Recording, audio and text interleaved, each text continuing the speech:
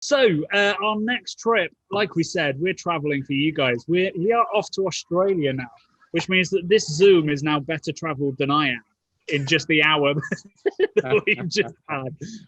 So we're going to be joining Calvin over at BrewDog Australia for a chat and for a tour and to see what life's like in Australia, because I think it's a little bit more normal than it is here, maybe, depending on where you are in Australia. Calvin, tell us everything. Hey guys, can you hear me? We can hear you. Great stuff. Yeah, not to rub it in, but yeah, pretty normal here. So you join me on our amazing patio here in Dog Tap Brisbane. Behind me, you can't see because it's 3 a.m. here. We've got the amazing Brisbane River. And you'll see some lighting in the far back of me, which is the Gateway Bridge. So it's a really amazing spot that we've got here in Dog Tap Brisbane. And yeah, we're delighted that we've been able to do a little bit of the kind of CollabFest spirit over here. So yeah, as you say, things have been relatively normal here. In fact, the Saturday we've just had has been the best day in Dog Tap Brisbane since COVID hit. We managed to take $44,000 over the bar today. So yeah, pretty normal. So yeah, we're all feeling pretty lucky to be here, especially looking at some of the yeah, no, right. But yeah, we're feeling pretty lucky to be here, especially given how aware we are of some of the other restrictions elsewhere in the world. However, it did mean that we weren't able to get any of the beers over from the UK. Just logistically didn't really quite work for us. So one of the most important things for me here is making sure that even though we're like 13,000 miles from Ellen, that what we do here is really, really true to the BrewDog spirit. So we actually hosted our own little mini CollabFest here. So we actually brewed 4 different CollabFest beers here. And it was exactly what CollabFest was about. I gave the task to the bar team here to go out and arrange 4 different brews completely themselves. And 6 weeks later, here we are with 4 amazing beers. So I'll talk you through slightly what we did here, and then I'll show you the brewery and the rest of the tap room. So the first beer that we did here is the Dog of War by by Black Hops. So Black Hops are a great wee brewery down on the Gold Coast, so about an hour south of here. They were just voted best brewery in Australia. We'll see where we rank on that one next year. But yeah, we're really happy that the guys down there collaborated with us. So this is a 5% hazy IPA, chock full of Ella hops actually, which I've not seen cropping up in too many beers over here. So it's a really interesting style. But yeah, super easy drinking.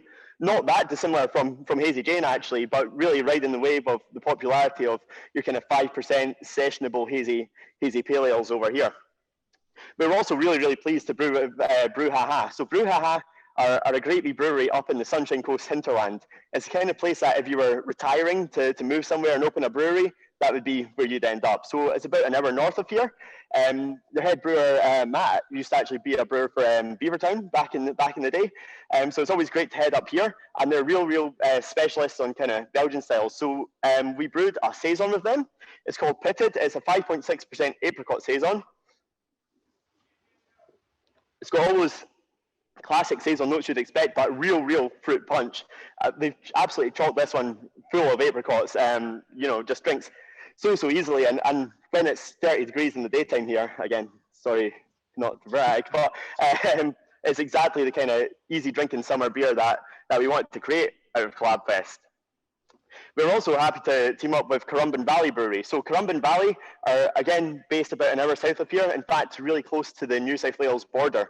And Corumbin Valley have been producing some absolutely great sours. So there was no doubt what kind of style we were going to brew with those guys.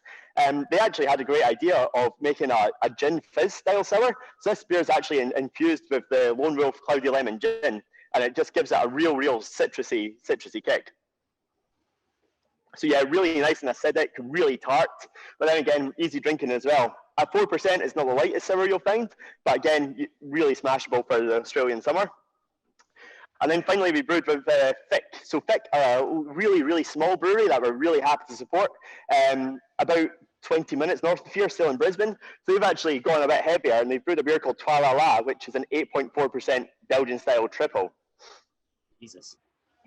So I mean, given it's 3 a.m., it might be my last beer of the day before I have to drive home. But yeah, we were really pleased to get 4 outstanding local breweries to brew with us, and I'm really pleased with the results as well. So on a little bit more of the kind of tour front, I'm sure that most people will not have actually had the chance to make out here yet compared to some of our other breweries in the world. So it's your classic dog tap setup here. So we've got 28 beers on tap at any time.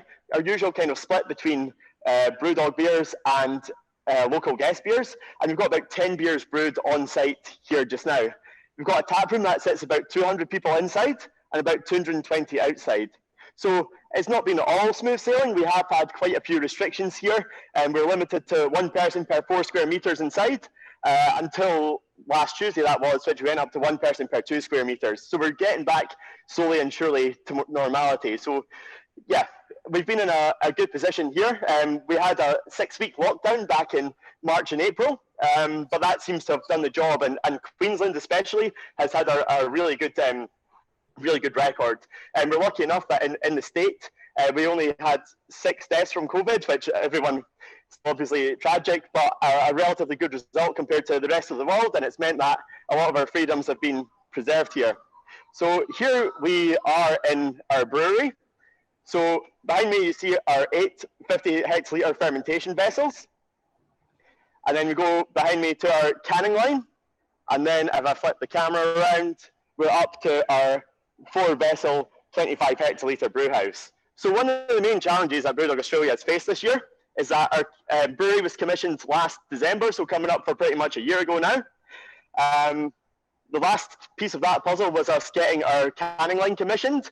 Our Chinese engineers were here just about to finish it in January when they went home for Chinese New Year.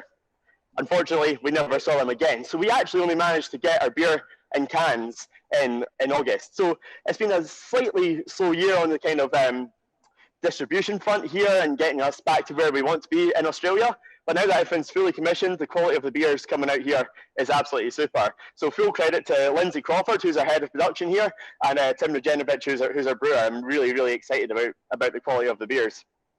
So we're brewing a small core range here. We've got a version of BrewDog Pale Ale, and we're testing the market here with a 3.5% mid-strength. We thought that Australians kind of have a culture for slightly lower ABV beers that you can smash through, and certainly I remember the first time I went to the cricket here, and we only served 3.5% beer in the stadiums, and I thought that Aussies were, not quite the drinkers I thought they were. Then I found out that you're drinking for hydration, and if you're drinking any stronger than that, you're going to be in trouble. So we're trying to test the market here with a 3.5% version of the Pale Ale. Then obviously we've got a classic Punk IPA. It's still the top seller everywhere we go, and we're really, really pleased with how it's been received here and how it's tasting out of this brewery. Then we've got Hazy Jane at 5% as well. No stranger to the world of BrewDog and BrewDog fans. And yeah, as I said about the Black Hops beer, 5% Hazy is really in vogue here, just like everywhere else. And then we've got Elvis Juice, which for my money is the best beer we're making just now. It's the top seller on our online shop, really, really popular. And yeah, I think it's just that citrus pithiness, the fruitiness, it just really resonates with a hot day drinking here in Australia. So I'll show you a little bit of the brewery, just aware that most people will not have been here at all. So yeah, it's a bit of a better view of our fermentation vessels here, looking over down to our bright tanks and our canning line. But one thing you'll notice is that we've got a hell of a lot of space here to expand. So we want to kind of softly approach the Australian market, but we're really, really confident that when you come back to us for CollabFest next year, if this starts happening again, it's going to be looking a lot busier. So it's really exciting times here in Australia. Really happy that the bar's been able to function relatively normally compared to anywhere else in the world. Really excited to have had 4 amazing collaboration beers here. And yeah, really looking forward to 2021 and getting the beer out there in Australia. It's amazing, like that shot that you just showed us of just the fermenters really reminded me, I think, of a shot of BrewDog right at the start where it's just sort of Martin and James and maybe the dog just in front of it. Must be quite nostalgic to look at that, and then you pan round and it's not just a tiny warehouse, it's this giant. Yeah, after that, it's a far cry from the Fraserburgh shed, that's for sure. But I think as we expand, internationally, we want to act like this is a Fraserburgh shed. We've got to always have that kind of small business mentality that makes sure, we scrap for things. We're making sure that in a really, really difficult year, we're trying to absolutely make the best of it. And the second that we start acting like, a business with 4 breweries in the world is the second that we take our eye off the ball a little bit. So yeah, there's definitely, even though it's a slightly shinier surroundings here, there's definitely full of that mentality that we had back in the days in the Broch. What's the response been in Australia? Did people know who BrewDog were and were really excited to see you guys land, or were they like, who are these guys? Are these a new Australian brewery? A little bit of both. So we've been a presence in Australia pretty much since 2008, 2009, since the real early days. In fact, there's a great beer bar here in Brisbane called Archive that still has an empty bottle of Tactical Nuclear Penguin on its back shelf. So we definitely did have some presence here. But when I first moved over about 13 months ago now, tasting the Punk IPA that you get in the bottle shops here, that's, you know, been on the water for 3 months and it's not been cold chilled the whole way, and you know, tasting that beer compared to what we're able to sell now, it might as well be a different brewery. The taste is just so much better. So what we want to do is really build on that reputation that we had for being a really innovative brewer from some of the early days. Like, people still come in asking for Riptide, which I don't think we've brewed in a fair while. So yeah, we definitely did have a little bit of a resonance here. But yeah, what we always have to remember is, especially for me coming from the UK, is that your average beer fan in Australia probably hasn't heard of BrewDog. So it's a real fun challenge for me to come out here and be part of building it from the ground up again and establishing us to hopefully be at a point similar to where we are in the UK and increasingly Europe and America as well, as one of those leading lights of the craft beer scene here. So you're clearly from Scotland yourself. Have you been with BrewDog for a while and you've moved over for Yeah, I'm coming up for 9 years with BrewDog, so I'll know a lot of faces on this call, I'm sure. But yeah, I started as part-time bar staff in the Aberdeen bar back in 2012, and then kind of slowly gravitated south and was operations manager for London and the southeast of England before the opportunity came up over here in Brisbane. So yeah, it's been a went like Brighton and then going south. That's exactly it. Yeah, Aberdeen, Edinburgh, Newcastle, Soho, then yeah, eventually Brisbane. So we're having a wee look at sites in Melbourne and Sydney just now, and we're hopeful that in early next year we'll be able to have some exciting news about that. So yeah, there's even more south for me to get. Yeah. Epic, man. Amazing. I think you need to work on your suntan a bit more, Calvin, if you've been out there for 13 months. This is my suntan. I'm very impressed by your internet connection. You've gone absolutely everywhere in the brewery, and you've been solid, mate. Very glad to hear it. Glad to hear it. And it's what time is it? It's like 3 in the morning over there now. Yeah, it's just gone 3:05. So you're an absolute legend, mate. Trooper. Did you go to bed? I had a wee nap, and then full disclosure, the Hibs game kicked off at 1 a.m. our time, so I managed to watch that and then jump on here. So I've had worse mornings. So don't feel too sorry for me. You've definitely earned some of those gin fizzes, mate, for sure. Yeah, for sure. I'll be filling a couple of Krellers to take home, and yeah, who says 4 a.m. is too late for a beer? All right, Calvin, thanks so much for joining us. It's been an absolute pleasure, and all the best.